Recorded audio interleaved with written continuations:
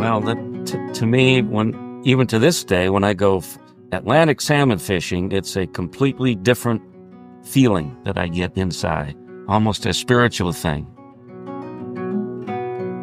But then there's this much deeper human dimension.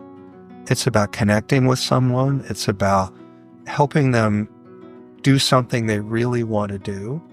It's about giving them a tool that makes them hopeful. I believe God gave me a gift, a special ability that is something extraordinary to me, that I have this gift and I'm awed by it. When I finish a fish, I look at the fish and I can't believe I did it. I have a problem in every way you could have a problem with fly fishing. I have to travel everywhere. I have to get to know everyone. I have to read everything I can get my hands on. Welcome to the Flyline Podcast, where we enjoy the interesting stories behind the legendary guides and luminaries connected to Maine fishing. I'm Michael Jones. Today, I'm thrilled to welcome a very special guest, Kris Thompson. Kris Thompson has spent nearly 3 decades carving out a remarkable legacy as one of the most respected fly fishing guides in the Rangeley region of Maine. Growing up immersed in Maine's outdoor culture, Kris's passion for fishing was sparked at the age of 4 by his father and his grandfather. What began as a family tradition blossomed into a lifelong calling, leading Kris to build a career rooted in expertise, mentorship, and a deep respect for the craft of guiding fly fishers. In this episode, Kris takes us through his journey, from his early days learning the trade at Bosebuck and Lakewood camps to founding his own Pond in the River guide service. Kris shares stories of working alongside distinguished guides like Aldro French, the challenges and triumphs of building a loyal clientele, and his role in guiding clients into record-setting catches. We'll discuss Kris's philosophy of teaching, his commitment to mentoring anglers of all skill levels, and the personal connections that make his guiding experiences unforgettable. Join us as we explore Kris Thompson's extraordinary career, his impact on the Rangeley fly fishing community, and the enduring legacy he continues to build from his 28 years of professional guiding in Maine.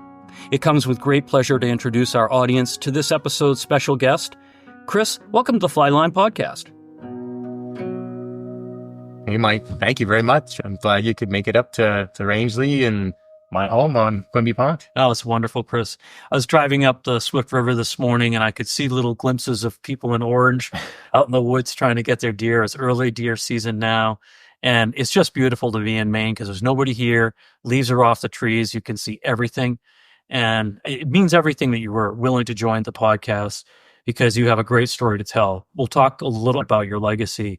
But before we talk about your legacy and your guiding and the reputation that you've built in this community, let's talk a little bit about how you got into fly fishing. Kind of where'd you grow up, Kris? What was going on when you were a young man? Let's start right from the beginning. I was born in Skowhegan, Maine. My parents lived in nearby Madison, and they were school teachers. We lived in Madison until I was 6 or 7 years old and moved around a fair amount.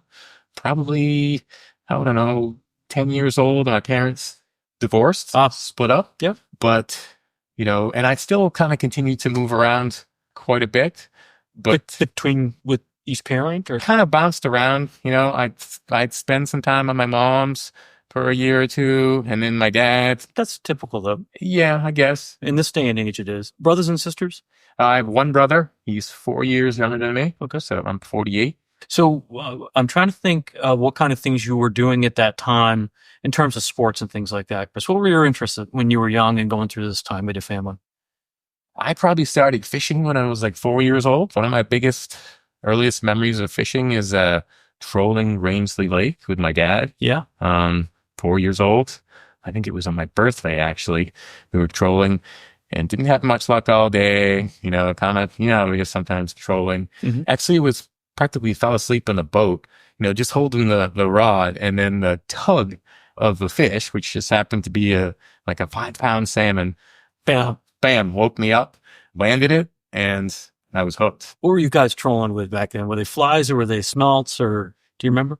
I believe we were just trolling, I want to say like a sinking fly line, yep, a long leader, yeah, and streamers, like a supervisor is what I caught that fly on, a tandem streamer supervisor. That's perfect. So, yeah.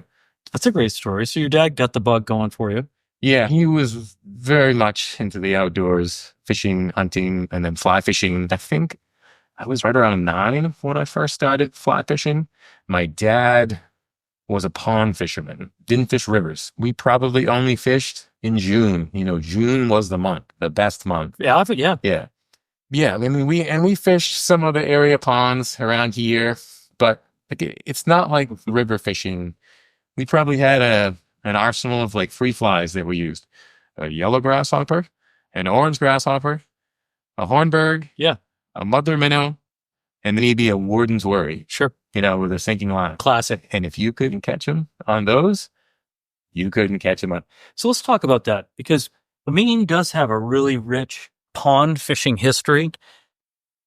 The rivers were industrialized. So if you think about growing up in Madison, right? Yep. You wouldn't really fish the Kennebec then. You had a paper mill in Madison then. Yep. And you had a lot of industrial pollution going in.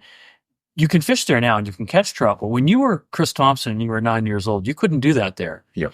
And that's actually how I learned. I learned to fish on Kimball Pond in Vienna. Right. Most people call it Vienna, but if you're from around here, it's Vienna, right? Yep. Yeah. And it was the same deal. You go out, why make it complicated? You have a couple flies. I mean, I fished a black gnat a lot, but you go out in a canoe or float tube or even just wade along the edge of the pond and catch just about as many brook trout as you wanted to. Right. And that's, I think, the way a lot of us, especially from the era that you and I are from, cut our teeth fly fishing. Yeah. Now you're a remarkable river fisherman. Your legacy really tells its own story. You are probably one of the most accomplished moving water fly fishing guides, especially in the Rangeley area, but potentially in the state of Maine. You've earned that reputation. That's one of the reasons that you're on the podcast. Everyone that knows you likes you, and everybody that knows your guiding reputation respects it. So, and I do as well. Thank you. Let's go back to when you were going out with your dad and then transitioning into what the next step was. What happened next? Yeah, I mean, my tie to Rangeley is like my grandfather always had a camp up here, and my dad too. We always had camps up here. Where? We had one on Rangeley Lake, my grandfather, on the Long Pond or Beaver Mountain Pond. And that's how I want to say, like, I think that was back in the day more when you go out and entertain yourself. So I would just go out and explore, I'd be fishing or kind of on my own a little bit. Sure. I got more into it in that sense, but when I really get into as far as like the whole river fishing was probably after high school and some of my summer jobs. Like after my senior year, I worked at post-buck camps for actually 2 years. I took a year off from high school, which probably wasn't the best thing in the long run, but it was fun. And I learned a lot working at a sporting camp, post-buck camps. Yeah. So. And then for the listening audience, if you're an aspiring young guide, this is how you build the foundation of a guiding career. Is you don't just start putting magnetic stickers on the side of your vehicle and buying flies. You actually cut your teeth learning customer service. Yeah. Talk about being a cabin boy. Yeah, that's what I was. Cabin boy, dock boy. So, at Boastbuck, it wasn't just fly fishermen. They did have lake fishermen too. So, one of my jobs was to go out and maintain the motors, gas them up, bail them out. See. Were you working for Carol Ware at the time, or? No, he was in there some guiding. Yeah. At the time, Tom Rideout owned the place. Sure. So I was working for him. Yeah. I did all kinds of things. Make sure the cabins are stocked up with firewood, cut and split firewood. I even spent some time in the kitchen doing dishes. Sure. Bear baiting. Did some of that, driving around with all that mess in the back, donuts. Just left over from the kitchen. Exactly. Yeah. Kris, just for clarification for the audience too, and for me, explain where Boastbuck Mountain Camps is located. So it's on it would be the northern western end of Aziscahoss Lake. Right. Northwestern end of Aziscahoss Lake. And what is the major river that flows in and out of that lake? You've got the Little Magalloway and the Big Magalloway. Right. The Little Magalloway is the one nearest to the camps. Yeah.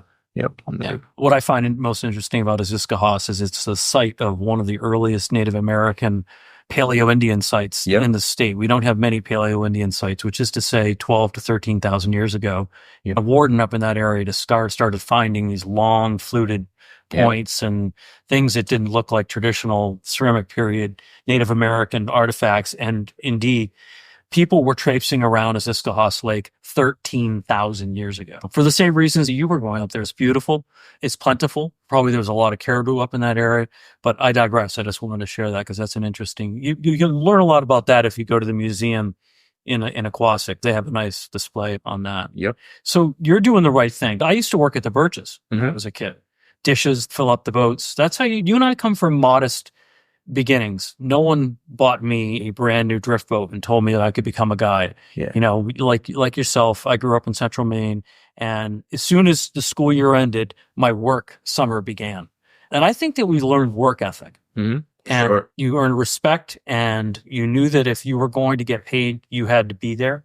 And those are really the foundation. So if you're listening to this and you're thinking about becoming a guide, just be mindful that, but you have to do the hard work before the fun stuff begins. Yeah.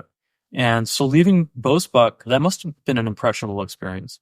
Yeah, I didn't get to fish as much then. You know, I was pretty busy. Like I said, I did work there through the first year, at least. I worked there right through the end of deer season. I did do a little bit of hunting, but I fish, you know, some of the popular spots, but I didn't get to fish every day, like in the later on. Right. Right. Yeah. So, and then I remembered, I think really the first time you and I were introduced is you in Farmington.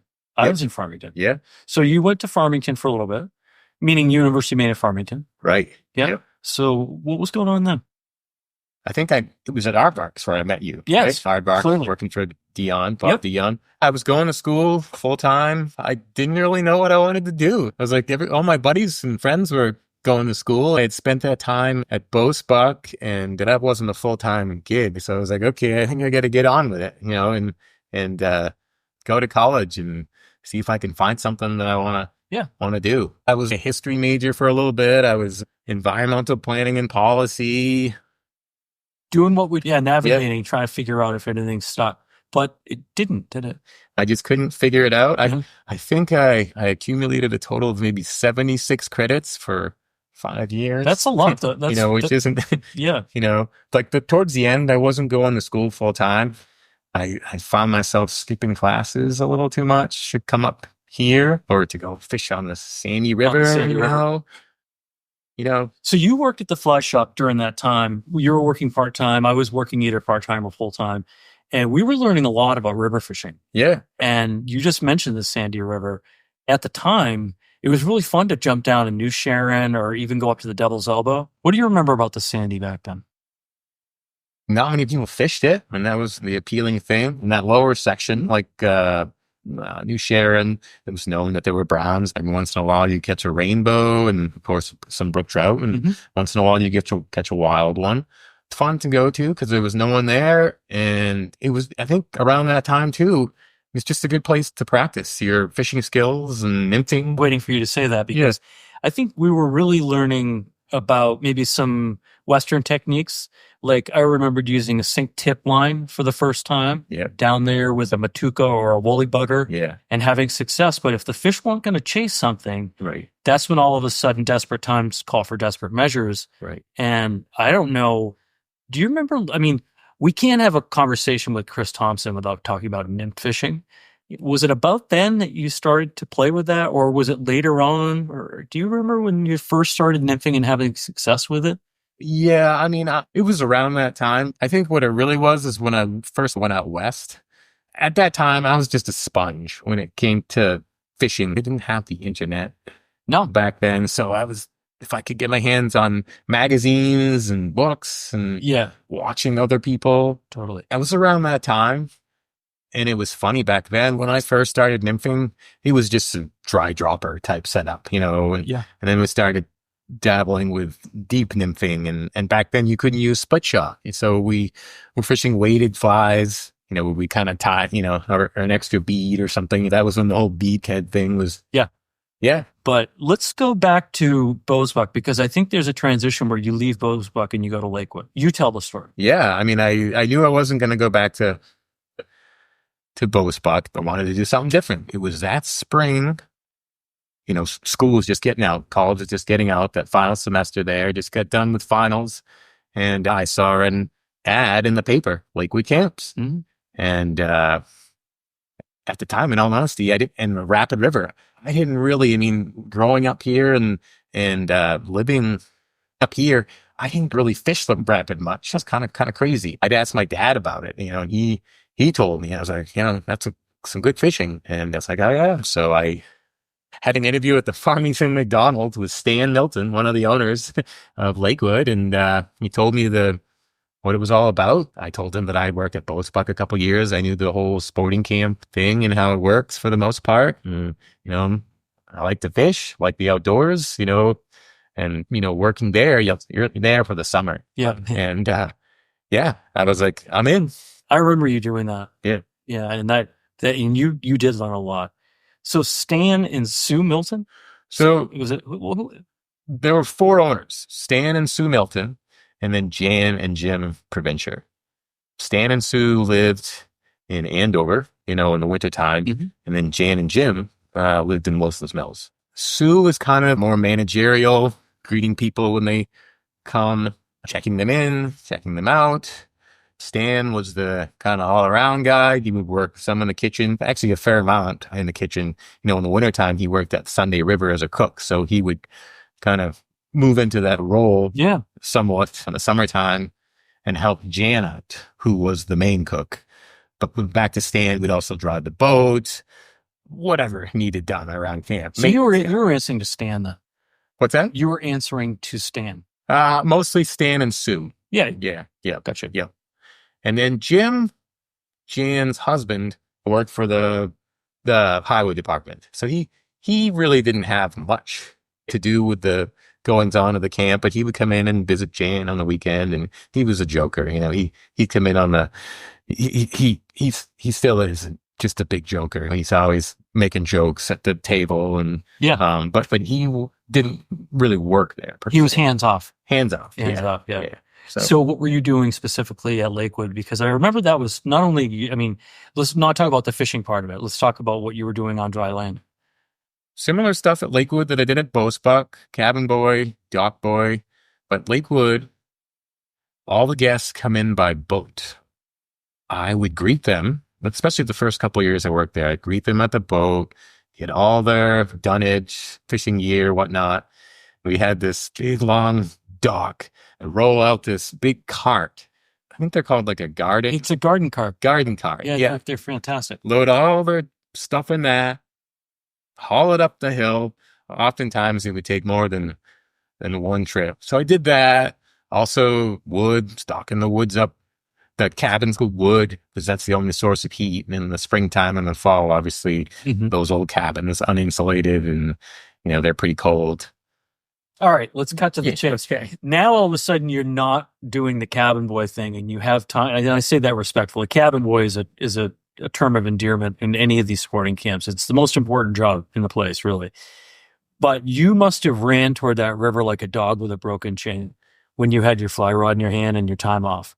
Yeah, my day ended at 4:00 in the afternoon. I delivered ice to everybody's cabin, and after that, I could hang around and wait for dinner at 6. Or I just take a bag lunch and get out of town. I didn't have any ties to the kitchen or anything afterwards. And most of the time, I took a bag lunch or bag dinner and I went to the river. For the audience, describe the river. You've got Middle Dam. Middle Dam is the start of the Rapid River. Mm-hmm. Some of the best brook trout fishing around. Mm-hmm. And there's wild wildlife salmon in there too. But when you think of the Rapid, you think of brook trout and you think of big brook trout. Mm-hmm. And around that time too, like this was 90, it's probably 90, 96, I think it was. Yep. And it was great. So Kris, tell me about what your first impressions of the fishing were like at the Rapid when you were in 96. Well, I wasn't much of a river fisherman then. When I first started fishing there, so the information I was getting was from Stan Milton, one of the owners there, where to go, what to use. And there were certain guests that would come there that I would always hear him talk about, like, oh, so-and-so is a good fisherman. He was down at the pond. As I'm making my rounds, as the cabin boy delivering ice, I would chit-chat with some of these. You gravitate toward the ones that knew what they were doing. If I had to go down to pond in the river and say, bail out the boats or put a motor down there, I would squeak in a little bit of time to go over to the river and look and see him fishing, watch him, see where he is, what he's doing. There were probably half a dozen regular guests or old timers, if you want to call it that. They were the gurus, I guess you would say. And like I said, I'm always fishing for information when I'm at the cabin. And back then, there weren't many other people on the river other than the people from Lakewood, really. Not really, yeah. Were you tying flies, or when did you start learning to tie flies, Kris? Do you remember when in your career you started tying? Because you're a great fly tyer. Oh, thanks. My grandfather actually started me tying flies, but it was pretty basic. The stuff we fished on the ponds, like grasshoppers, little dry flies, and some bucktail streamers, got me started. It wasn't really until right around that same time, like 95, 96, that I went into fly fishing only in Fairfield, Maine there. Yeah, Mike Holt. And met Mike. And Linda. Yeah. And I chit-chatted with them, and they had a fly tying class going on. Mike had a fly tying class. So you learned the fundamentals of fly casting through working with Mike Holt at Fly Fishing Only. Fly tying. Yeah. Fly tying. Yep. I'm sorry. Yeah. And that helped me out a ton. And then I was able to go on after that. But learning certain things, how to deal with certain material. Yep. Dubbing. A whip finish tool. Sure. Absolutely right. Yeah. But once you learn it, don't you agree, Kris, that I think that people are very intimidated by fly tying, but once you learn the fundamentals, it's like saying, once you know how to tie your shoes, I could give you 25 different boots and shoes. You're going to lace them up the same way. It's really just a matter of changing the style. Yeah, you can take it as far as you want, too. Or you can dumb it down. You've done a really nice job. I remember a number of times where you'd show me patterns. You must have been flipping rocks over, bringing all that new fly tying knowledge back to Rangeley and flipping rocks over and saying, maybe I ought to try to green caddisworm here. Yeah. Or maybe I ought to use a bigger hellgrammite. Yeah. Or whatever it was. Let's talk a little bit about your learning curve transitioning from fly tying to fishing with your own flies. And then we're going to talk about your guide. Back then, flipping rocks, all the caddis larvae, that's like a mainstay on some rivers, faster moving rivers. I would use some of the generic stuff too towards the beginning, like hare's ear, pheasant tail, stuff that imitated other nymphs, but it was definitely a learning process. And then there's some stuff that works that doesn't look like anything. It was an evolution, and it still is. Like some of the flies that I used back then, I don't even use anymore. Like some of the nymphs, with the whole evolution of material, like now, I mean, you've seen a stomach pump. That totally opens it up for us flies. Stomach pump is really a turkey baster on a micro level. And I think people thumb their nose at it, like maybe you're hurting the fish. But I'm sure you and I probably watched the same video that was put out by Scientific Angler or Doug Swisher, teaching us how to use it. Fill it with water, squeeze all the water out of it so there's no air in it, insert it until it stops at the back of the throat of the fish. Release your thumb off from the turkey baster bowl and pull back. It just takes the last few things that the fish ate in the last 10 minutes and pulls it into that bowl. Now you quickly release the fish. Fish isn't harmed. What do you look at next and what do you learn? Yeah, I mean, you're looking at what the fish has eaten most recently, the size, the color, life stage. Exactly. Yeah. It's just a really helpful tool. And you don't want to do it to every fish, but as a fisherman and as a guide, sometimes, you know, it can be a little confidence booster. Like, oh yeah, we are fishing the right stuff. Maybe we change our depth or something. Or the size. Yeah. I remember when we were, you can say fishing with green caddis, and that's pretty generic.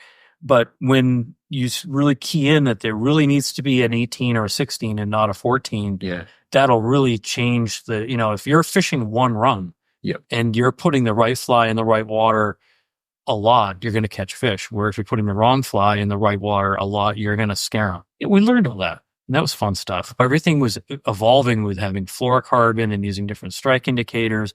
The world was our oyster in Rangeley, not just speaking of any one particular river, but I remember going to the Kennebago and using some of these skills. I know you were doing all these things too. Yeah. This area is just so cool. So, I mean, you grew up here with your grandfather and your father coming up here, but at the time, were you aware of the legacy of what Rangeley was? Did you understand the history, the fly fishing history that was surrounding this area? not to the extent that I do now. I mean, I knew about Carrie Stevens, of course, and the Gray Ghost streamer, and how she invented it and fished it at upper dams, but not the depths that I realize now. Right. That I have to come to realize. So I think a lot of the history was lost on us because it wasn't as exposed to us then. We're talking about the late 90s, as it has more recently with the advent of the museum and the work from people like Don Palmer and Bill Pierce really doing the deep dive into who was Herb Welch and who started these sporting camps. When all that stuff started to come to the surface, it made us realize people used to bring these trout on boxcars back down to Boston on salt. The fishing was that good. They fished it out, ultimately. We got rid of all the blueback trout, and they were replaced ultimately by the brook trout. Yeah. Or even the salmon, right? Oh, both. We introduced salmon. Right. Yeah. So if you came here, again, 13,000 years ago, there would not have been landlocked salmon. Right. There would have been blueback trout. Right. There would have been a few brook trout. There would have been a lot of lake trout. Yep. Do you think? I don't know. Yeah. I mean, Right. But there's definitely, we're not the salmon like we have now. Salmon in this area were introduced in the late 1800s, early 1900s. Yeah. Where I'm living now, which is around Sebago Lake, they were native down there, but they weren't native in Rangeley. And we think of Rangeley ice out trolling as being a real landlocked salmon fishery, which it is. But what I also think is cool about Rangeley, Kris, and this is something that you can't say about anywhere else in the state, or very few places in the state, you guys don't allow ice fishing up here. Talk to me about what effect that has had on the fishery. As a career-long 48-year-old guy that's guided every year since you were 20, the fishing remains really intact. The state does not allow, for the most part, ice fishing in Rangeley. That helps a lot. Just added pressure. It's almost like we save it for the spring and summertime. But by not having ice fishing, it reduces the chance of having some of these other invasive species introduced, whether it be bait fish or... Especially bait fish. Yeah. Right. So people are coming in, drilling a hole in the lake and dropping in something that doesn't belong there or wasn't indigenous to there, a Tommy cod, an emerald shiner, whatever it is. Right. And all of a sudden this population just becomes prolific. Well, because you don't have that barrier to entry and it's totally illegal to ice fish up here. Right. Rangeley's been able to maintain really a pristine fishery for the spring trollers and the spring and summer and fall river fishermen. Yep. It's great. Right. There's been a little bit of a push to have, there's probably maybe half a dozen places in the general Rangeley region where they've opened it up, where they kind of feel like it's more of a put and take. Sure. Water. That's appropriate. I hope that doesn't extend. So there's a little bit of a push, a lot of people who've never been here and they come up in the wintertime on snowmobile and whatnot, and they're surprised that there's no ice fishing going on in the big lakes. And then they move here and then they're like, and some people, maybe even some of the town folks want it, but I don't think it's a good idea. So, just keep it as it is. It's almost a cultural thing that they haven't. I don't know if they ever have allowed it. I'm sure they did at some point. No, I don't know. Not that I know of. Yeah, no. It'd be interesting to talk to somebody that understands the history of the fishing regulations. Kris, thanks for sharing all that. I have a million other questions that I want to ask you, more related to your guiding and transitioning into becoming a professional fly fishing guide in Maine and particularly in the Rangeley region. Let's take a short break. For this Flyline flashback, let's dive into the fascinating history of one of the most iconic fishing vessels, the driftboat. Its story begins on the open seas as a humble fishing dory, a seaworthy workhorse used for cod fishing in the Grand Banks of the Atlantic. These nimble boats were cheap to build, easy to handle, and by virtue of their flared sides and flat bottom hull, could hold a staggering 4,000 pounds of cod, no small feat for a single fisherman working from dawn to dusk. The birthplace of the dory design and lines is none other than Lowell's Boat Shop in Amesbury, Massachusetts, the oldest boat-building facility in the United States, founded in 1793. Over 100,000 dories have been built there, making it a National Historic Landmark and the epicenter of this timeless craft's history. But what about drift boats? Here's where it gets interesting. While all drift boats are dories, not all dories are drift boats. The river dory, sometimes called a drift boat, was born in the early 1900s along Oregon's Mackenzie and Rogue rivers. These boats were designed specifically for navigating whitewater with flat bottoms, flared sides, and pointed ends to handle the river's twists and turns. The boats even took on the names of the rivers they were built for: Mackenzie River dories and Rogue River drift boats. The evolution of drift boats wasn't just about engineering. It was about the people. Rowers, fishermen, and river guides observed how the boats interacted with the river and innovated designs to meet their needs. Variants emerged from high-side and low-sided drift boats and skiffs and prams, each adapted for specific waters and purposes. Even Henry David Thoreau admired the design when describing a Penobscot River dory, also known as a bateau. These bateaus were basically a long and slender dory. He marveled at how these narrow, flat-bottomed crafts shot up the rapids like a salmon, blending the traits of a canoe and a rowboat into a single design. I've owned over 20 drift boats in my guiding career and love the idea that these designs were originally perfected in and around the Maine rivers and Maritimes, well before the design ventured west. Today, drift boats are as diverse as the rivers they navigate, but they trace their lineage back to the Grand Bank story and the ingenuity of the boat builders and rowers who shaped them. And now, back to the second half of our episode. Kris, welcome back from the break. And I really appreciate you sharing all the fun things that you did about, your younger life and getting into it. Working at Lakewood is where we kind of left off. Tell me about getting your guide's license. Yeah, that was a process, I would say. It wasn't something that I knew I wanted to get right off the bat. Working at boat spot camps in Lakewood and dealing with some of the guides that came in and out of there. I kind of would talk with them, watch what they did, and put two and two together. Like, hey, I can match my passion with fly fishing to guiding, still get out on the water and make money doing that. You're fishing vicariously through somebody else. That's Exactly, the way yeah. I try to describe it. Yeah. But do you remember, without using names, were the guides good, or did you look at them as if they were really experienced and knowledgeable, or did you feel like there was an opening there for you to do more, or what were you seeing then? Yeah, I felt like they were knowledgeable, and I like the fact that people looked up to them. That was kind of something to aspire to. It seemed like a lot of them just did more traditional techniques, I guess you would say, more streamers and dries and not many nymphs, for instance. Was unheard of at that point. Yeah. So where did you get your guide's license? Did you take the class through Aardvark, or did you do it somewhere like vocational, or how did you? I'm trying to think. I think I took a class. Yeah. I took a class. I think it was the Kennebec Community College there in Fairfield. Yeah, sure. I just happened to see that. And was it Carol Ware? No, it wasn't Carol Ware. It's this guy, I can't remember his name, but he was a retired game warden. It was a good class and just went over a lot of the stuff that you needed. I think it's totally different now. I probably would fail now. Yeah, it's nothing now. Yeah. Yeah. Back when we had to do it. Yeah. No, but seriously, did you know that you were taking this guide's prep class to become a fly fishing guide? Yeah. The writing was on the wall. It was the first, after working at Lakewood a couple seasons, I was like, hey, I'm going to get my guide's license. And did they welcome you aboard once you got your license? Did they say, yeah, why don't you start guiding for us?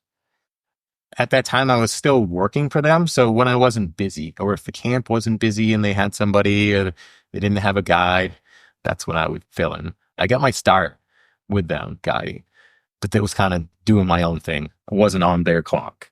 But so off their clock, you would do it, and the clients staying at Lakewood would pay you independently. That's pretty cool.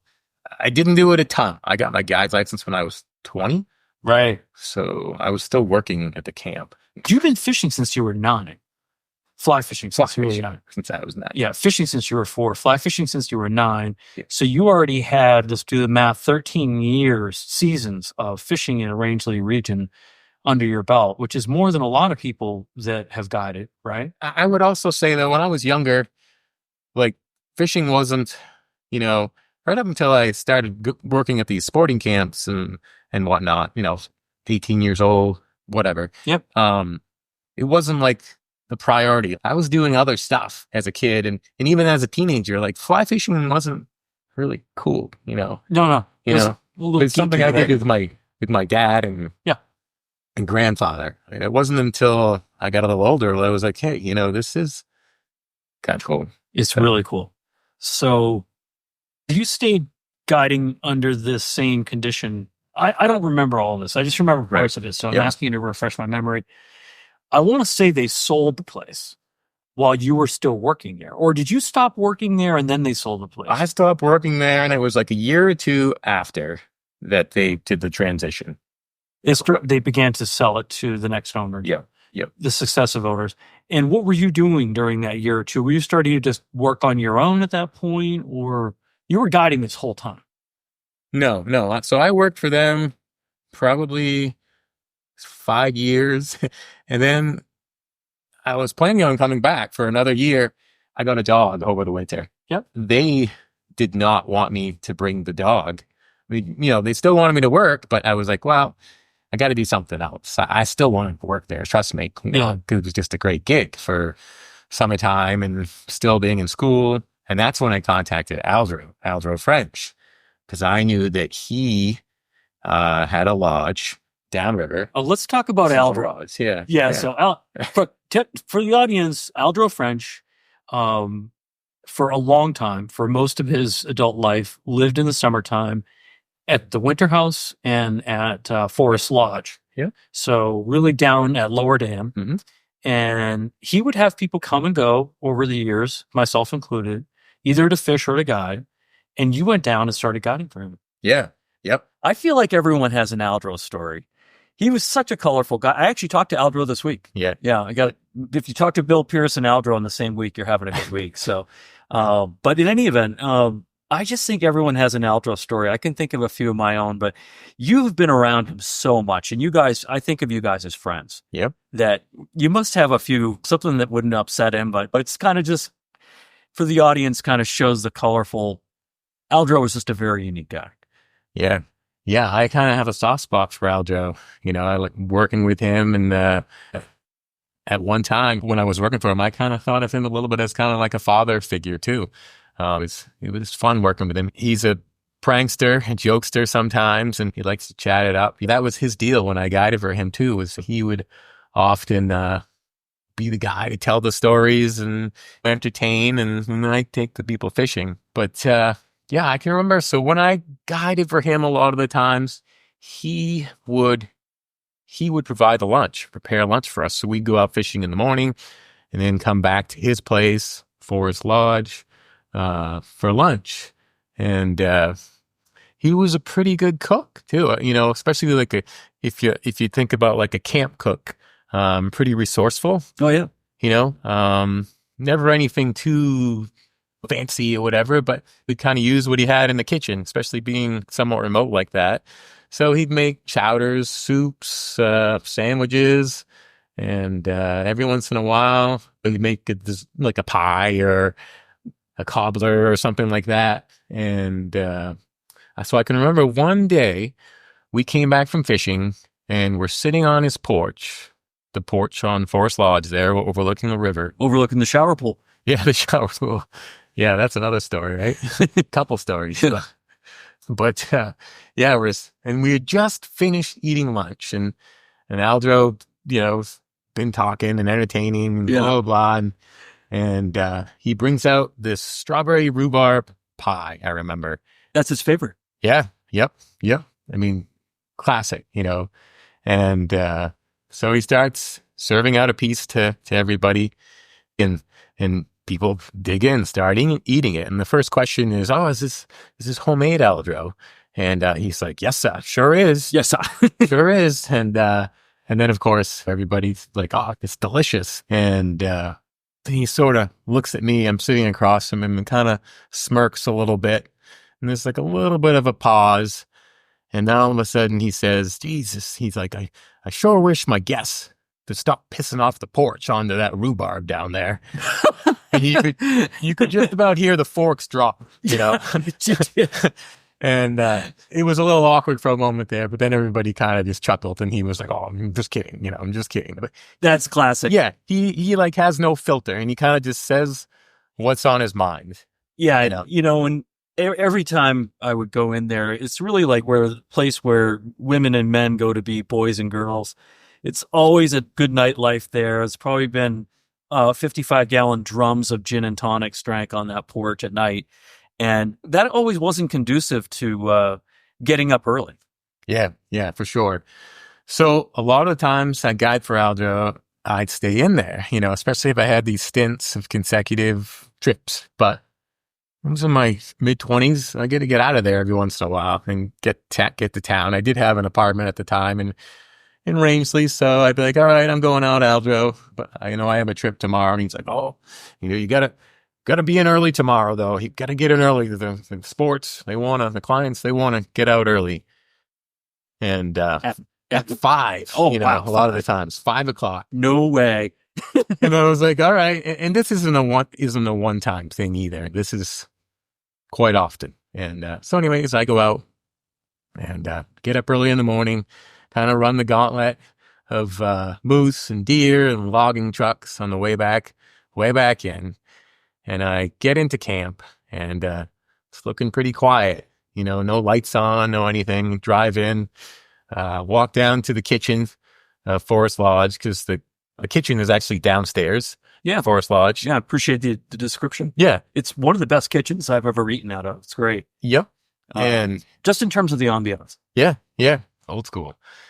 So I get down to the kitchen. It's got this big table. There's nobody in there at all. So I'm like, what the heck? So I sit down for a minute, and I can hear somebody stirring upstairs. And then I can hear them kind of walk down the steps and open the door. It's Aljo. Yeah.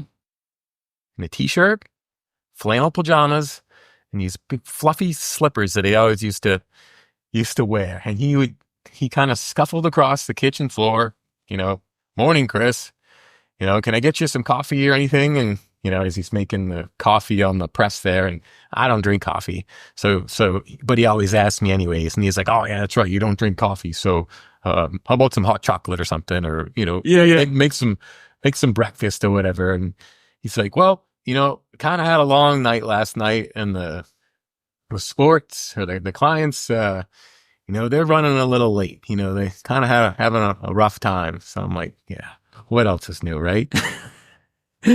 And, time goes by, half hour, 45 minutes, and they slowly start, coming down. And they haven't even eaten breakfast yet. You can tell they're hungover, moving slow. Yeah. So, like I said, I was supposed to be there at 5, and here we are. We're getting, I look at my watch, look at the clock. It's looking like, geez, it's like 6:30 now, and they're just getting done breakfast. And of course, you got all the conversation that goes with that during breakfast, current events and fishing and blah, blah, blah. And Aljo's got 15 stories he has to tell. It just goes on and on and on. I love it. And that's not bad. It's just, that's his nature, right? Right. Yeah, but that's not your nature. Right. Your nature is that you want to get out on that river and start fishing. Yeah. We're both driven by that. I know. Yeah. I know that feeling, Kris. I'm a little more get to the business at hand. Yeah, exactly. And so anyways, they're finally gathering their stuff up, getting ready to go. We're headed out, and Aljo, the way Aljo is, he always has to say something, because he knows that I'm already like kind of on edge a little bit. Yeah. Probably steam's coming out my ears. I'm kind of mad. And once the clients are still there, he's like, I heard somebody got a 6-pounder yesterday on the river up at the dam.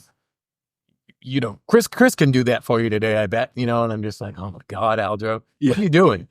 And then we're headed out the door, and he's like, oh, and make sure you bring back a salmon too, for dinner, if you get a good one. And it just sometimes throws a wrench in your plans. I've walked in your shoes, Kris. Yeah. Because if you're planning on maybe going up to the pond or whatever, you're trying to get up there maybe before some other folks and get to some of the choice spots. And, I can laugh about it, too. But when you're in the thick of it, guiding and Yeah, you're getting paid. Someone's paying you to do this, and you're I understand that. And killing a salmon thing too. That I've been given those instructions, but I have to admit I don't really care for eating landlocked salmon. yeah, I don't either. I mean, Aljo, like I said, he was a good cook, and he could always dress it up, spice it up. Exactly true. But I remember one night we ate one because we'd run out of food. Yeah. And that's a reality today. I mean, how far is Forest Lodge? 15, it's gotta be 15 miles off the pavement. Yeah. Right. And then just for the audience, Forest Lodge is where Louise Dickinson Rich wrote We Took to the Woods, which, there's a tremendous amount of history there as well. Right. Which is kind of fun in itself because it's guiding in there. It's not just the fishing. There's some history too. Right. And that, I think that you and I can agree that really adds another degree of intricacy to fishing in the Rapid River is the amount of history that has happened in there. Yeah. Of course, Upper Dam and whatnot. I mean, that's where Aljo came in too. Like I said, I mean, that was part of his thing. And that's why people loved going in there and spending time with him because of, his knowledge and he'd have these stories, in history because he'd been going there, since he was a kid. That's right. So yeah, he's seen all the changes and right.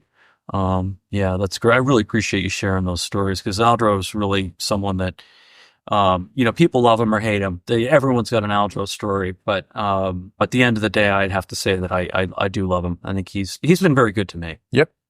Maybe he's too good sometimes, but he also really adored you. I want to tell you a Kris Thompson story. I went out one morning with a client. I was guiding down to Aljo's, not for Aljo, but for myself with clients and staying there. And we came back and we'd had a good morning. We'd gone down to, Smooth Ledge and some of the, Spring Hole, some of those places. And they caught some nice fish. And we came up and one of the clients just offhandedly said, "Oh, Mike, man, he's the best guy on the river." And Aljo was standing there making coffee or flipping breakfast on the griddle. And he did not even bat an eye. And he said, "No, he's not. Kris Thompson is." And he meant it. I mean, he was like, Kris knows where all those fish live. He knows what they're eating. He watched and studied you and he admired your ability. You were getting to be known, as you still are now, as the trout whisperer of Rangeley, really having your thumb on the pulse beat of what's going on. And I would just come jaunting in there for 4 or 5 days at a time, never to be seen again for the rest of the season, where you were hanging your hat in Rangeley on all the places that you needed to be. And so when you started to explore, and again, Aljo adored you and still does to this day, holds you in the highest regard. When you started to fish for Aljo, you were also doing some stuff maybe in the off season or on the shoulder seasons and looking at some of the other waters around the area. Because I know you eventually moved out to Wilson's Mills. What's the timeline of all this? As you're building out your resume of the waters that you're going to be guiding on as Kris Thompson and Pond in the River Guide Service. We haven't even talked about Pond in the River Guide Service yet. Yeah. I mean, as I was guiding for Aljo on the side, I was doing my own thing. And Aljo knew that. He allowed me to do that. He kept me busy and he knew that, like I said, at the time I had an apartment. I was living in Rangeley, and I was trying to get my own clients. Make a living, really. Yeah. Obviously, I wanted to guide as much as I could, but if I didn't have a gig, I would go fishing. You were starting to branch out and fish in other waters in the Rangeley region. You were starting to guide on your own outside of working for what I call you're an independent guide or a dependent guide. When you're working for Lakewood, you're a dependent guide. Yeah. When you're working for Kris Thompson, you're an independent guide. And so you were really starting to go out on your own. That's a big leap. Yeah. It is a big leap. Everybody says they want to be a guide, but I don't think I could be a full-time guide if I were to start right now. I was young then. If I didn't have any ties, if I was guiding, great. But if I had a day off in between or something, or a day or two, I didn't care. I was going fishing. That was all knowledge that I would add to my guiding by fishing these other places. And if you were going to say that if you were to start today instead of then, at this age, if you were to start guiding, you can't, because you have so many other You got a mortgage, a wife and kids. You got to make money right from the get go. I agree 100%. And have a living. I couldn't do it. No. I mean, I'd have to do something else. You just got to build up. It just doesn't appear, No. You just don't have like a million clients and, it's all thrown in your lap and okay, I'm going to guide. You got to build it up, or at least I did. You do. And that's kind of why I got started with Aldo, to kind of have a base and then kind of go from there. Well, you learn the ropes by working as a dependent guide for Aldro and for Lakewood. And at the same time, they really want you to eat their food and stay at their place. And you know about these other resources in the area. And Yep. So talk to me about the early stages of Pond and the River Guide Service. And that's the name of your business. Yep. So I was Pond and the River Guide Service. It's just me. And, I mean, in Rangeley, there's a number of other places for people to stay, motels and hotels in town, and, Airbnb. Yeah. Setting people up to stay there. We could be more mobile. I would still have people go to Lakewood camps. I'd still have some of my clients go to Bosebuck, but it would all be set up through me. People contacted me initially. I was getting somewhat of a reputation. Sure. A good one, hopefully. And people were contacting me. We just kind of go from there. They go on my recommendations where we would fish, or where I would recommend. That is the thing you do the best. And that if, you were to come here, let's say someone would say, I want to go to Rangeley in June. You could say, well, you can go anywhere. But it might be crowded. Or maybe the hatch hasn't really started there yet. Right. That's where you set yourself apart, in my mind. I can think of a few other guys that work in Rangeley that haven't been at it for very long. And you see them walking people into the real obvious places, Mailbox Pool on the McGalloway, the Steep Bank Pool on the Kennebago.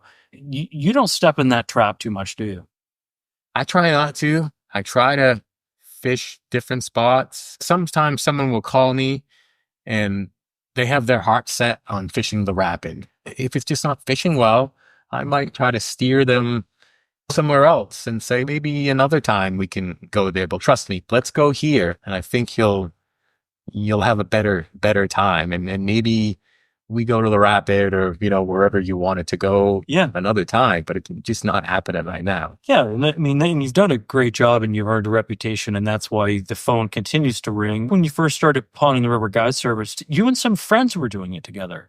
Can we use some names like Cash Haley? We sure can. John McCluskey? Yeah. Yeah. So, I mean, you guys had a pretty good little gig going.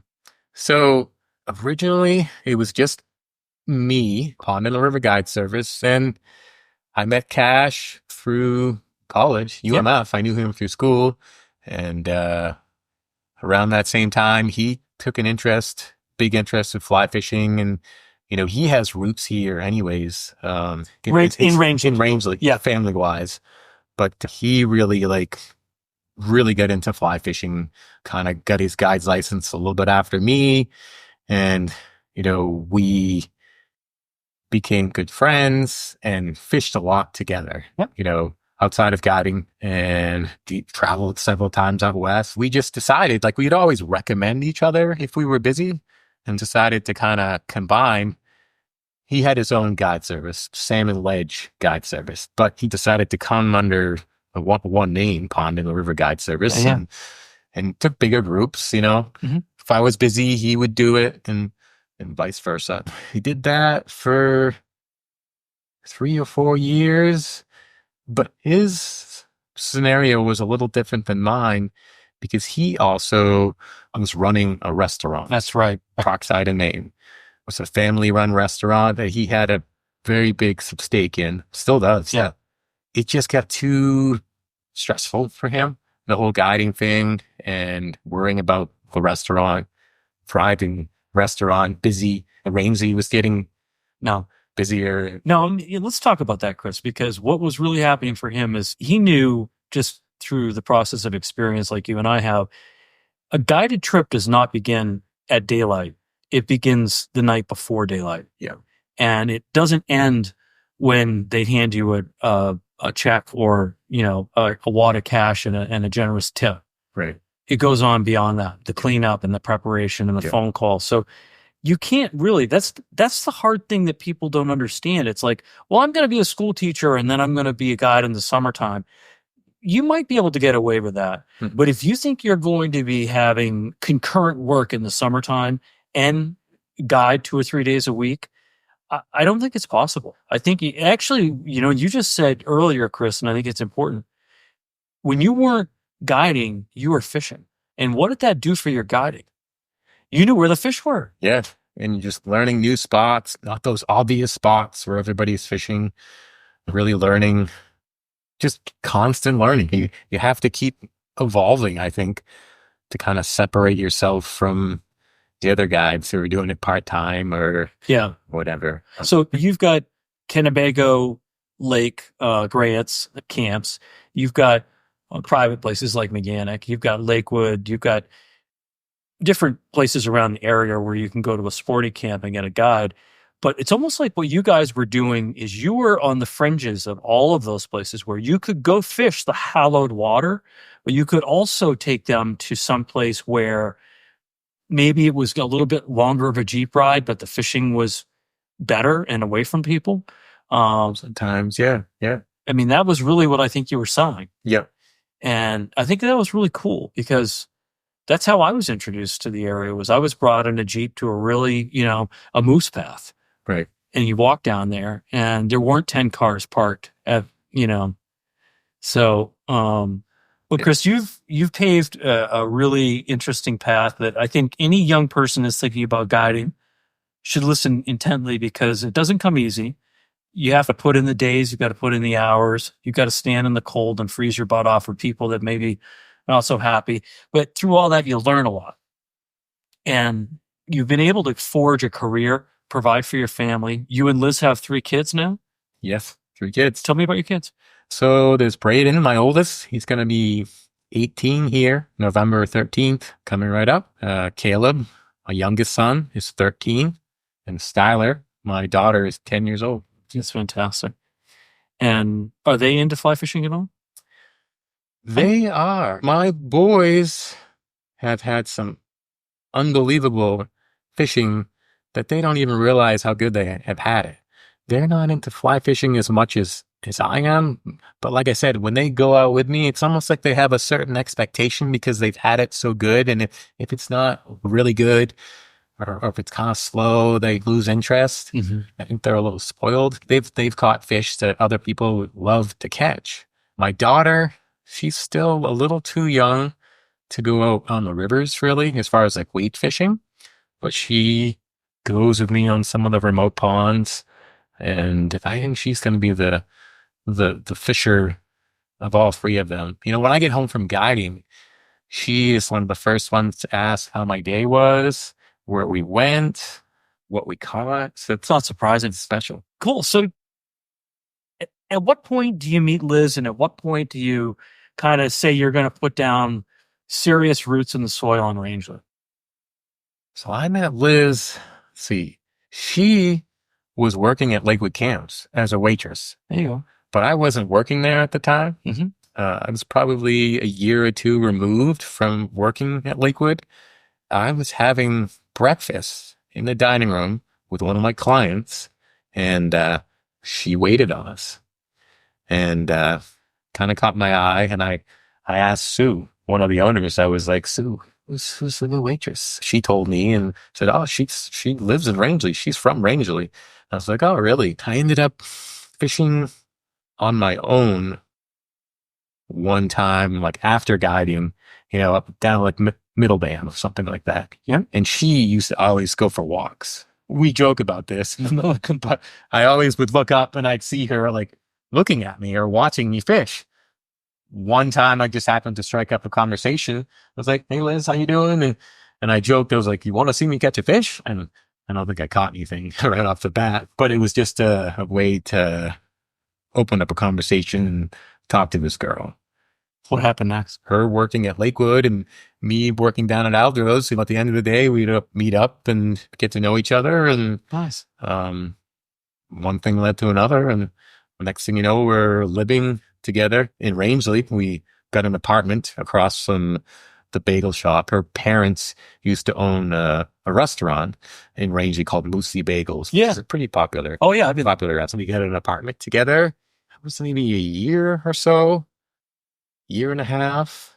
And then somehow that transitions into buying a house together, even though we weren't married, in Wilson's Mills. Yeah. I always wanted to live in Wilson's Mills. I just liked, there was something about it. I mean, it probably helped that you had that river called the McGalloway there, I think that's what they call it. but it just seemed, Oh, it's beautiful, Chris. It's Yeah. pastoral. I mean, Yeah. you've got this meandering river. Once you get down out of the gorge and the power station, Wilson's Mills is just, it's the quintessential. It doesn't even look like Maine. yeah, that's where you have the mountains in the background, and then you have the fields, the meadows, and the river. That river definitely changes. It looks like a totally different river as opposed to, say, up at the hydro or up at the dam, and then you get down towards town in Wilson's Mills. It looks, but that was kind of what drew me. I was like, that's just so beautiful. I want to own a place there. But I can see that. So you and Liz moved out there, but what do you do when you get home and you go, oh, I forgot to buy tomatoes at the grocery store? Yeah. I mean, that's a bit of a haul. Yep. Yeah. And Rangeley is not like some massive epicenter. It's not a social epicenter. So you're even more removed than Rangeley. Yeah. But, maybe you and Liz, that was a personality style that you guys both had. That was the lifestyle that you really wanted? Yeah. And it worked for a while until we had kids. She was waitressing at that time. It's less than a half-hour drive, but it's just the roads that you're driving on and you've got moose and inclement weather. Not particularly well taken care of roads. Not always, yeah. But the kids was when everything, we were like, oh, we gotta move. And we kept it for a while. It was like a camp. Like we thought we would use it. Sure. We lived less than a half hour away. So that didn't happen much. But you did I rented it out to clients. But you did that. Yeah. But you also did something that I thought was kind of unusual. I thought it was really innovative, actually, is that you started a little fly shop there. yeah. Tell me about that. Yeah. Bug Eyes Flies was the name of it. Bug Eyes Flies. Bug Eyes Flies. I had always, working at Arborix, with you and Bob. Yeah. I'd always kind of had aspirations of having my own fly shop. Sure. Cash Haley and I had talked about it as well. He wanted to put up a little fly shop, bare bones, or I say bare bones, but that's another fly shop, but just something above the restaurant possibly, where we could sell our flies, but also like meet clients, meet people. Sure. Kind of get more clients and whatnot, and just be able to socialize and talk about fishing. And sure. And so, yeah, I put the little shop in my shed next to my house. In Wilson's Mills. Yeah. Yep. And just had like the bare necessities, flies, leaders, tippet. I even had some hats and t-shirts and the logo that I had, kind of like this little logo that I drew up, Bug Eyes Flies. It's just this like cartoonish bug with these big eyes, popping out. You put a sign out? Put a sign out. Yep. It was pretty cool. I mean, it supplemented my guiding in a fly shop for a couple of years. How would you run the hours of it? When I was there, when the flag was out, we were open, it's kind of the deal. But when I was guiding, sometimes Liz would have to cover for me. Around that time, my oldest son, Braden, was a baby, so making a hassle. Yeah. For her too. Soon after we moved to town, and I still kind of wonder. I wish maybe I should have tried to do something online with this fly shop, since I didn't have a retail spot anymore. But it was fun. I didn't get rich doing it, but I don't think you thought you were going to get rich. Yeah. Because yeah. It was just like you said, when you live in Maine, Mainers are resourceful. We have to think about any way that you can turn a dime into a quarter. Just another facet or example of you trying to not only do the guiding thing, knowing that there's only so many days in the year and so many people you can guide, and that's going to hit a certain amount of money that you can make. And what else could you potentially do? So speak to that, Kris. What have you done in the wintertime from when you were 20 and now you're 48? Have you found yourself flipping burgers or putting roofing on or working at the ski area. Have you done anything outside of fly fish guiding, or you just talk about that? Yeah, you kind of have to, especially now that I have a family. I got to do something in the wintertime. When I lived in Wilson's Mills, I worked at the Balsams Ski Resort as a lift operator. I worked with some construction companies as a general laborer, pounding nails a little bit. I'm horrible at carpentry. So, like right now, I work for a property maintenance company. Yeah. So like today, before we met, I went to work for a couple of hours doing lawn cleanups, leaf blower on my back, blowing leaves. That's what we'll do until the snow flies. And then when the snow flies, I'll be plowing, residential plowing. Those skills must be really valuable in this area because there's so many people that have moved to Rangeley. There's so many seasonal properties now that they must lean heavily on that industry, meaning the caretaker industry. And that's easy for you because your winters, you're slow, right? That's the thing about being a fly fishing guide in Maine or especially in Rangeley. You know, I mean, unless I go somewhere warm for the winter, I got to do something else. Yeah. So. And you tie flies in the wintertime, or do you do anything kind of to prepare for the next season? Or how does that work for you? I do. I probably don't do as much as I should. I'm more of a last minute person when it comes to that. Yeah. And the night before, but I should tie a lot more in the winter time. You're a batch tyer. I see you post on social media, like, did a bunch of stone flies. So let's talk a little bit about some of your flies too, Kris, because I think that's something that really adds to your tapestry. Because I remember bringing Brad Burns, he's the guy that wrote the book on fly fishing for stripers for LL Bean, into the Rapid one time. We stayed down at the Dan Keeper's guest house, which is the little building down in Middle Dam. Harry was running the show. Yeah. And I ran into you, I think you were guiding out of Lakewood or with Aldro, but I ran into you on the Cary Road or something, and you said, "Hey, Mike, this little fly I call it the baggie. How did that come about?" Great fly. Yeah, flipping rocks, and, those little olive caddis larvae, just trying to be ingenuitive, I guess. And that was kind of the infancy of my fly tying too.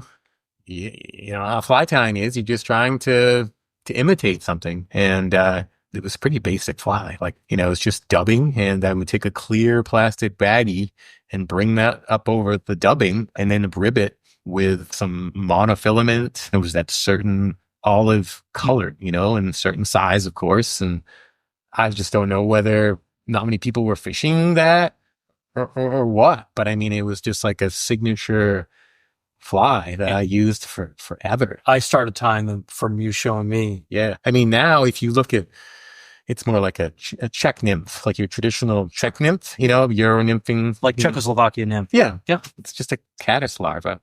Yeah. That was kind of all around that time when I started really getting into nymphing. You have a new stonefly pattern you like a lot. Yep. And my flies have evolved over the years. Like, I don't even tie baggy caddis anymore based on the materials and stuff that have come out. Like now I'll just tie the V-rib material. Yeah. I just tie up a little V-rib. My fly tying has become much more, I like to call them guide flies. I don't want to sit at the vise for an hour and tie something when I can tie something very similar and spend 5 minutes per fly or whatever. Is it as effective? And if it's just as effective, I mean, that's what we're going to do. Right. Because when you're guiding, and especially when you're nymphing, you're losing flies. Yeah. And that's money. Yep. Money and time. Yeah. Two things you never get back. Yep. Right. Yep. Well, let's talk about money and time, Kris. I know firsthand, and I know that we share this sentiment that no one thinks they're going to get rich and wealthy by being a fly fishing guide. We trade that in for something. What is it for you that, what do you get out of being a guide? What do you enjoy about it? Well, I get to be outdoors. That's a big part of it. I get to be my own boss. I like that. I don't get to fish, but we fish through our clients. That's fun. Every day I guide, depending on who I have for a client, it can be a challenge.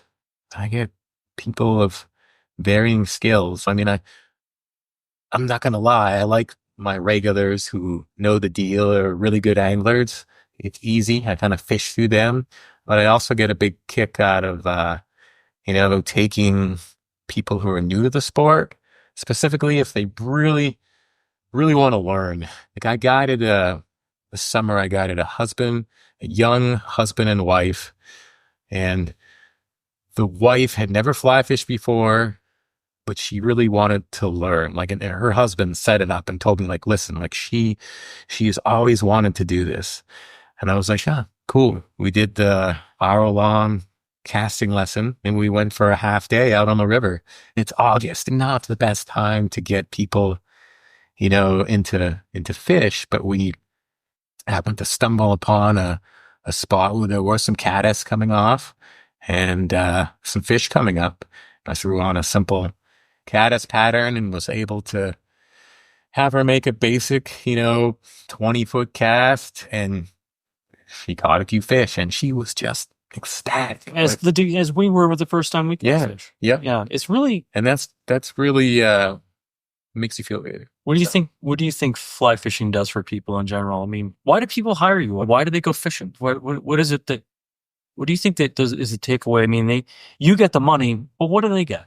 Well, I guess it could be different reasons for different people, because fly fishing is different for some people. Like some people don't get to go out there and do it all the time. They live far away. They may only get to fly fish once or twice a year. By hiring me, it's nice to just go out and be outdoors and be on the river, but yeah, it's also nice to catch a few fish once in a while. And by hiring me, they're kind of cutting to the chase. They don't have to put in all that time to figure it out. They can just hire me to take them to the spots where I think we're going to be the most productive. Mm-hmm. Hopefully catch some fish and have a nice day on the river. And it'd be more of a complete day, as opposed to if they were by themselves. The thing, you're too modest, Kris. The thing that you're not saying, which I think is really the case, is you're a great teacher. You show people skills that they otherwise, hey, listen, before you throw it into this pool, I want to show you a couple things that aren't obvious. You see that rock over there, you see the water's going, you really want to try this fly doing this thing like that. In other words, you're living vicariously. I've seen you do it, right? I've been on the river with you enough to know you're gentle. But the thing that you won't say is that you're a great teacher. And I think that's really why people hire you. Not just to take them there, but to take them there. And I don't want to say hold their hand, because you're not literally doing that, but you are figuratively holding their hand and showing them. And that's the takeaway. Yeah. That's something that took you years to develop those skills. And I just think that that's something that you're not saying, that it really is kind of a takeaway. To be a good teacher, you have to learn how to teach. You have your FFF certification, don't you? I sure do. Yeah. I have the casting instructor certification. Yeah. So you're a certified casting instructor, which really, it goes a long way for your students and also for you. So you knew or started to realize, hey, this would be a lot easier for me and my clients. You finish the story. Yeah. You got to have one thing, fly fishing and guiding. The hardest part, guiding, sometimes can be having people who can't cast, right? And you want to have a certain way, a basic way, an easy way to teach them the basics so they can be productive. You, Mike, and Bob Dion showed me that. I think casting was a big part of working at Aardvarks for you guys. It just seemed like a logical, almost like another credential to get with my guide license. And it's helped you. For sure. You could tell me a situation where maybe before you get your certification, it was a challenge, and then later, you were there any tricks that you learned from taking the instruction course? You learned the fundamentals of teaching, right? Yeah, the fundamentals and how people learn the best. Like, you can really complicate it, but the 4-part cast, we learned that.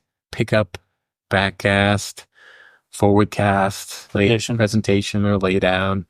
And you develop your own little tweaks along the way too. How often do people come to you that have never fly fished before? It's more so in the summertime. I mean, Rangeley gets its tourist crowd, kind of less experienced people that have never fly fished, are interested in it, and want to try it. How do they find you? They find me online, recommendations, from other local business people Yep. or clients. But before we go fly fishing, you got to learn how to cast. Yeah. So that's what I tell them. Let's have an hour long, I call it the crash course casting lesson. We go somewhere other than the water and do it on one of the school athletic fields or the park, or if there's renting a cabin or camp where they have a nice lawn, that's the place to learn. Congratulations.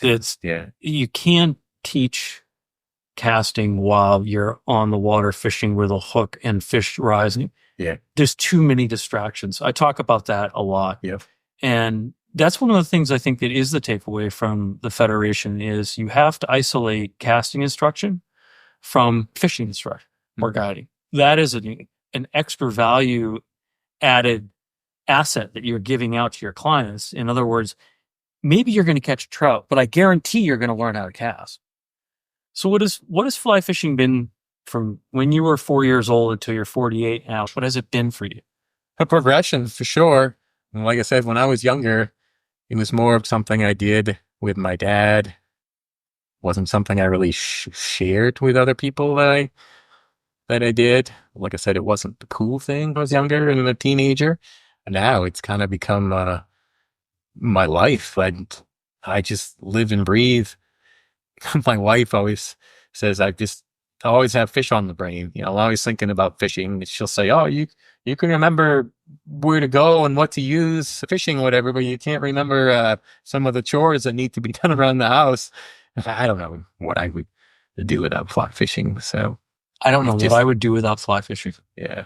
Well, it's turned into an income base for you. Yeah. Right? Yeah. Yeah. I mean, guiding has its up and downs. This was my 28th year guiding.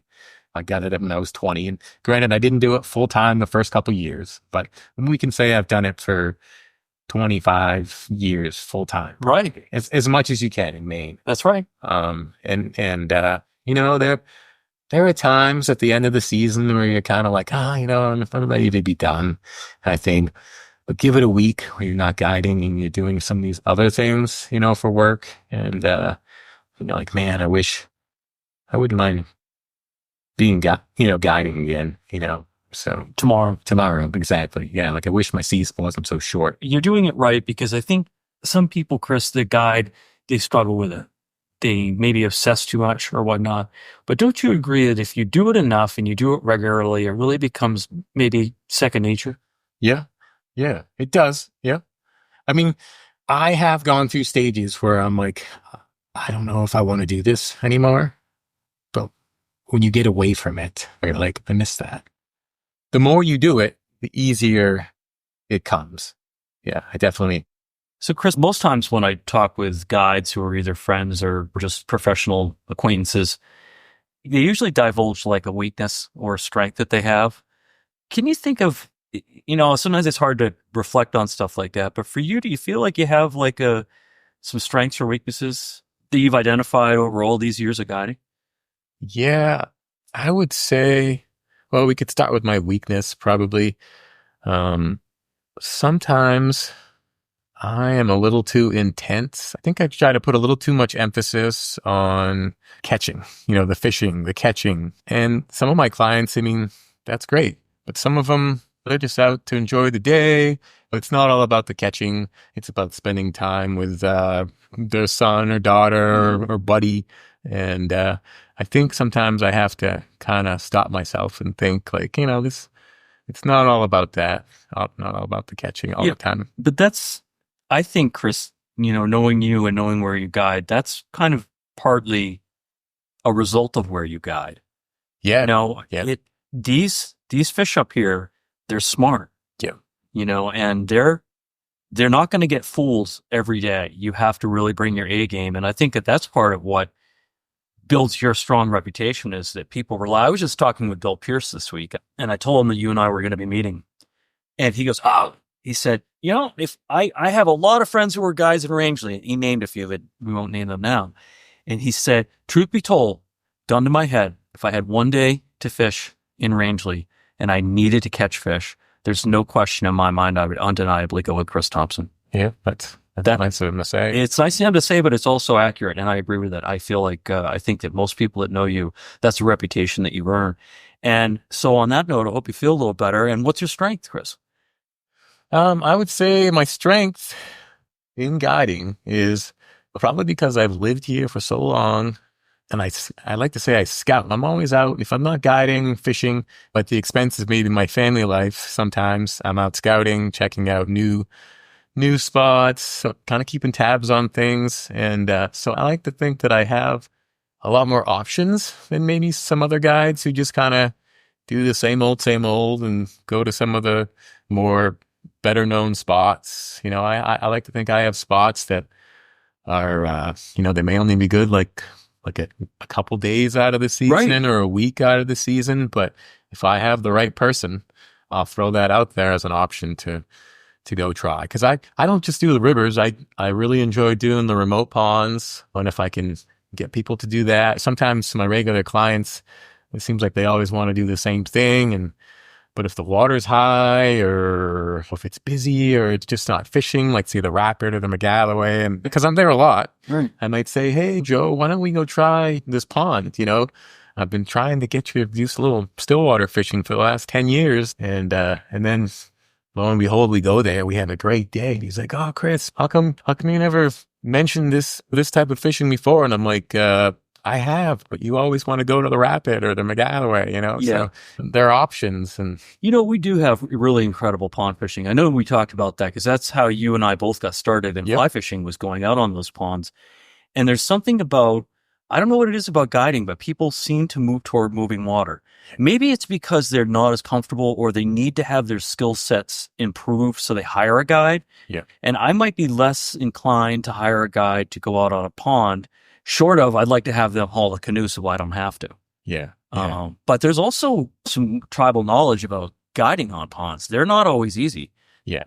You got to put your time in for sure. Like, I try to pick a couple ponds every season, new ones. And, if I have free time, I go try to figure them out, Because you think about it, I mean, we're fishing rivers, and for the most part, the fish are in certain pools, certain runs.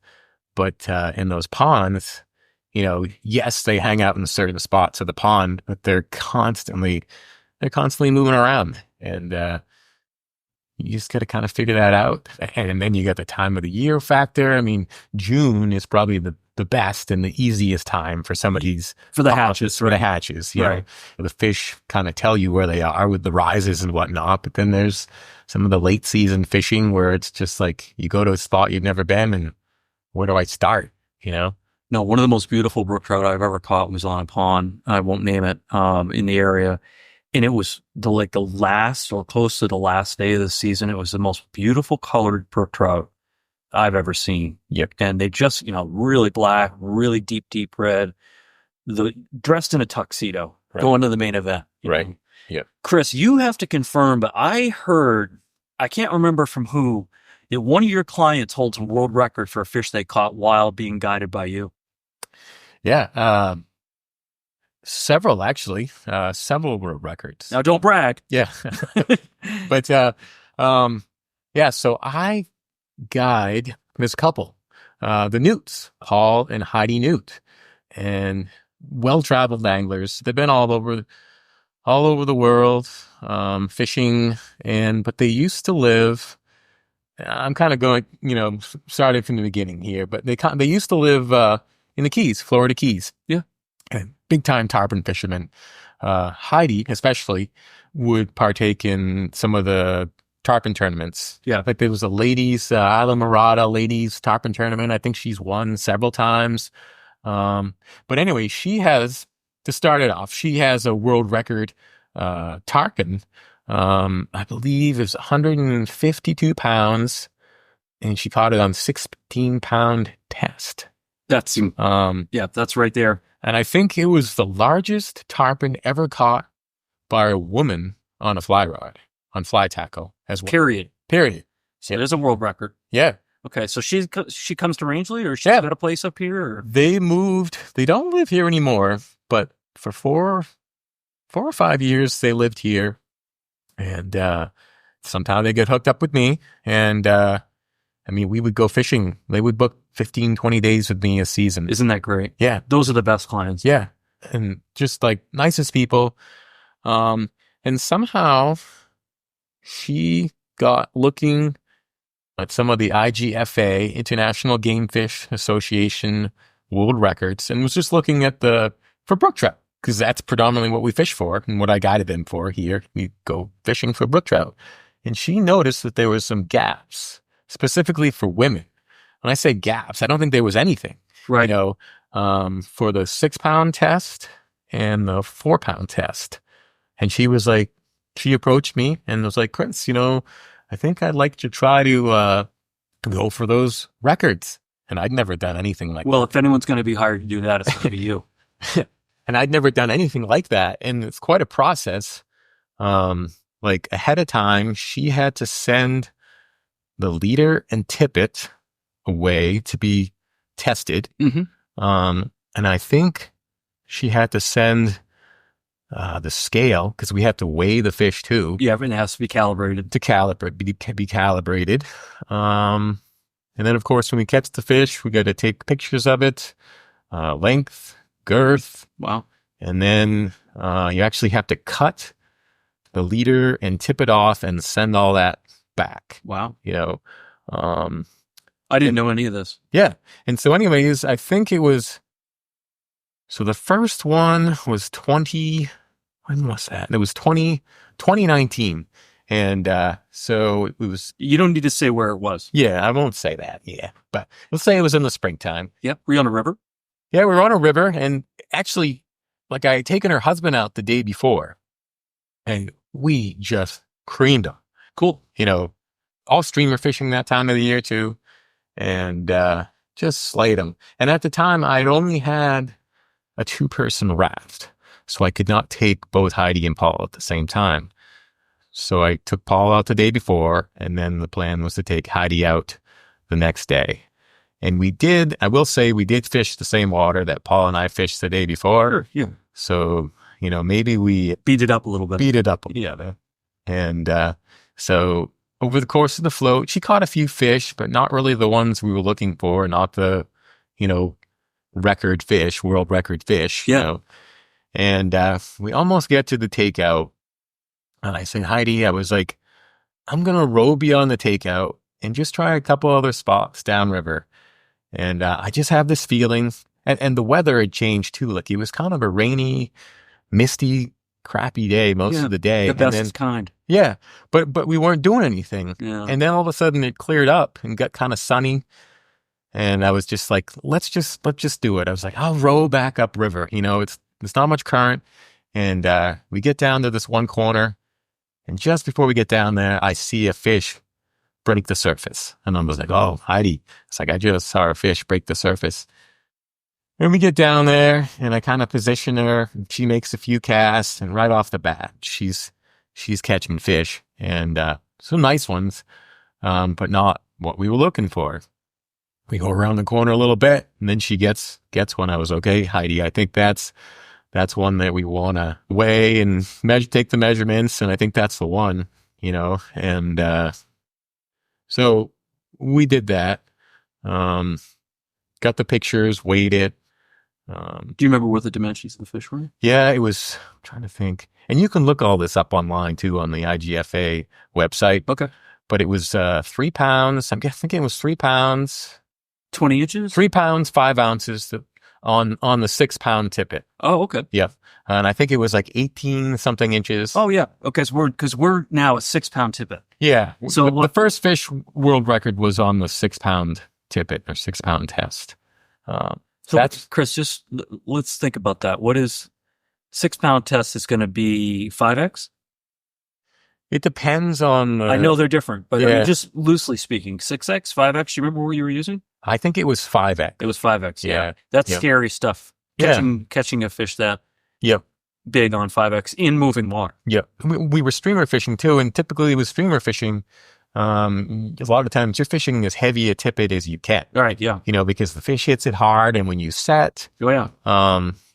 most guys who fish streamers they're pretty much using rope if they can, Well, whatever they can get through the eye. I do it for two reasons. One, I don't like how fine tippet or leader coils up. Right. If you have like a featherwing streamer, like a gray ghost or any of the Carrie Stevens patterns, you almost can't fish fine tippet. That's what I find. Right. And so I like it to be pretty stiff. So it's not just stiff. It's like torsionally stiff. It doesn't want to twist. Yeah. Right. Right. But if you're trying to set a world record, right. All bets are off. Yeah. So she caught that fish and she was ecstatic. She was done, happy, you know. She's like, oh, I'm done. I'm done for the day. And the fisherman in me was like, Heidi, I didn't really say much, but I was like, they're here good. I was like, if it was me, we should just keep fishing because, there's a bunch of fish here, I want to catch every freaking fish in the river. Yeah, exactly. And, Mr. Intensity. But I didn't say anything, I didn't say anything because I could just tell she was happy. She wanted to get back and show Paul and whatever. And I was like, okay, so rode back upstream. That was that. But like I said, the fisherman, the guide in me was like, oh man, let's just keep fishing, but. So did she set any other records with you? She did. So when was that? We didn't do anything in 2020. We still fished, obviously that time of the year in the spring. But in 2021, we went for the 4-pound tippet record. And she got that. And that fish was a little smaller. I think it was like almost exactly 3 pounds, about the same length. And we got that. That's not quite as memorable as obviously the first one. Yeah. But we yeah. And so everything went through. She got the record. You could look it up online on the IGFA. Hey, Kris, I believe you. Yeah. But you could look it up. And the cool thing is we each got a certificate. So she got one, obviously, as the record holder. I even got one as the guide. I kind of chuckle a little bit because a person or a woman could probably shatter our records if they went to Labrador in like 10 minutes. But it's still cool, to say that we hold that record now here in Maine. And I told her, I was like, I think we can improve on this record. Like I have a feeling we could get at least up to like 5 pounds probably, and after that, that's the cap. Yeah. But after that, she really wasn't, we never really tried. Right. But I can tell you that she probably caught throughout the season fish bigger than those on some of our other trips. She was is a tremendous fisherman, really good caster. Well, sounds like. And like some people, like the easy part too, I tell people about fishing and catching for these big brook trout. The easy part is hooking them. The hard part is landing them, especially in some of these places like the Rapid, the McGalloway, and she just had a knack for landing these fish. Let me paint you a picture. How many times have you or one of your clients been in the shower pool nymphing? Yeah. And had one of those 5-pounders hook up right where they're supposed to be, and that fish did what immediately? Yeah, it takes it right down around a rock. Yeah, boom, that's it. Yep. And but Heidi, I could show you picture after picture after picture of her with big brook trout, nymphing, dries, streamers. It didn't matter. I coached her a little bit. Of course you did. But you must have taught her a lot about nymphing. Yeah. Both her and Paul, and great clients. They were sponges. They picked it up quick too. Mm-hmm. But yeah, Heidi. Her ratio of hooking and landing was, Oh, okay. I see where you're going with that. Yeah, very. So she's a talented angler. Yeah, for sure. She didn't lose many of those big trout. I'll just say that. Yeah. No. So, what do you think the key is to landing? You just talked about hooking and then landing. What do you think the key is to keeping one on so that you can? I don't think it has to do with playing them out. I think it has to do with rod position, getting the fish into slower water. What do you think? Yeah, well, it depends the type of water you're fishing in. Right. So if the fish are in, fast water, I say if you can get through the first 30 seconds, it's like a bull of that initial craziness, you're in good shape. But, I think a lot of the times when we first started out fishing, we're always taught when you have a fish on, keep that rod up, keep that rod up. You got to keep tension on the fish. And that's good if you're fishing still water or a spot where there's not a lot of current. But I think on these rivers where it's fast moving, boulders, that's not always a good thing. You want to use what we call side pressure. Totally. Where you're keeping the fish's head down as opposed to keeping the fish's head up when you have that rod straight up like that. And when the fish, his head is down and you're using that side pressure, it's much easier to steer the fish where you want it to go using the streamlinedness of the fish's body, to steer where you want him to go. 100%. And I've never really thought about it, but you're right, Kris. That's what we do.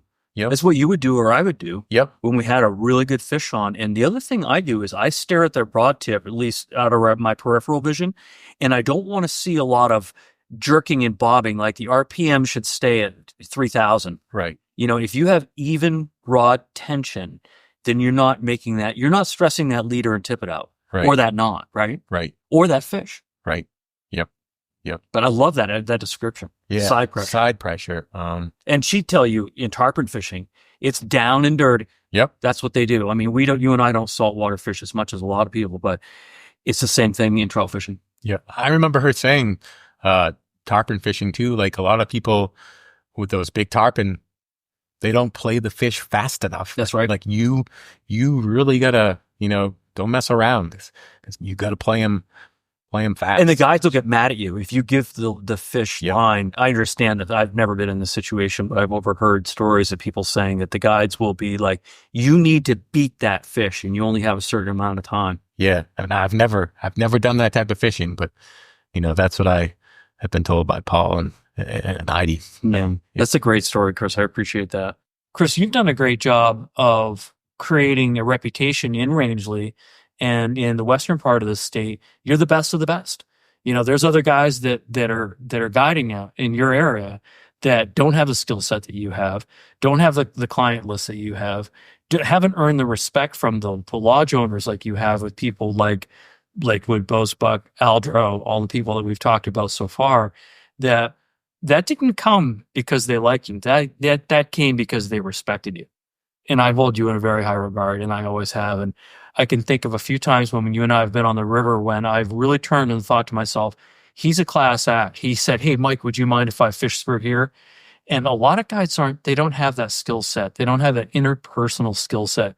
You have it, you've developed it, and it's blossomed for you. And it shows, and it means everything that you were willing to spend time talking to me today and join the podcast. Thank you very much, Mike. It was my pleasure. That brings us to the end of this episode. Thank you for joining us for this intimate discussion, and thank you for listening to Flyline Podcast. A new Flyline Podcast episode will be released every 2 weeks on Tuesdays, so be sure to come back to meet our next famous guest. Until then, this is Michael Jones, and we invite you to visit the blog section of our website to enjoy photos and contributions from our guests and experience all of our episodes at flylinepodcast.com.